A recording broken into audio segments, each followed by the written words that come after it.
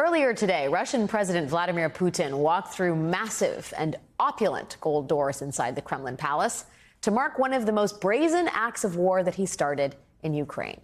He did so, of course, illegally and under the guise of a sham referendum, annexing 4 regions of Ukraine, which amount to roughly 15% of the country. And Putin made sure to make a spectacle of this blatantly illegal land grab, calling it the will of, quote, millions of people.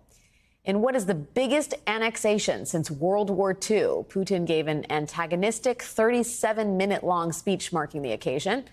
He referred to so-called Western elites as the enemy and criticized the United States for, quote, Satanism.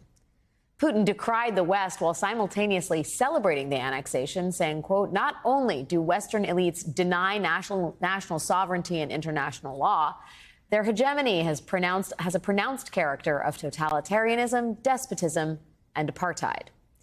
To show a united front among the Russian people, the Kremlin held a massive patriotic rally of sorts in Moscow's Red Square. Now, this sort of show of national unity is important for Putin because nearly 200,000 Russians have fled the country to avoid his partial draft. In an effort to distract from that, Putin stood under a giant banner that read, not ironically, "Together Forever." The crowd waved Russian flags and sang the country's national anthem. The over-the-top pep rally here, if you will, to celebrate annexation of land that is not his, is the latest sign of Putin's desperation, 7 months into a war that he's showing no signs of winning. Contrast the celebration in Moscow with what appears to be an aggressive Ukrainian counteroffensive in the key region of Donetsk, one that's resulted in Ukrainian troops capturing 2 villages very close to a key Russian hub in the region and closing in on Russian troops.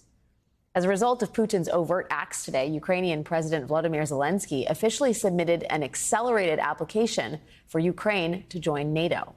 Back in the U.S., the Biden administration today announced new sanctions targeting top Russian officials and lawmakers and the country's defense and technology industries. President Biden denounced the annexation and said that the U.S. and its allies will not be intimidated by Putin and that Putin's actions show that he is, quote, struggling.